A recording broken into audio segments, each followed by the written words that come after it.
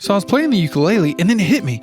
I need a ukulele mount. So I searched forever and ever and ever on Thingiverse until I found it. So I brought it into Blender. It was way too tiny. So then I just created a cube, said it was 37 millimeters, and then scaled up the ukulele holder and eyeballed it. Boom. There it is. Fixed. Exported it, brought it into my slicer, then 3D printed it.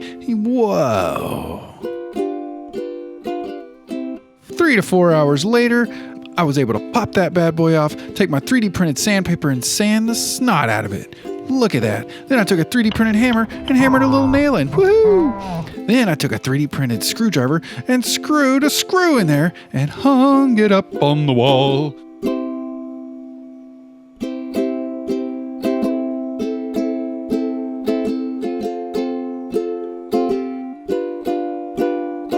Thanks for watching.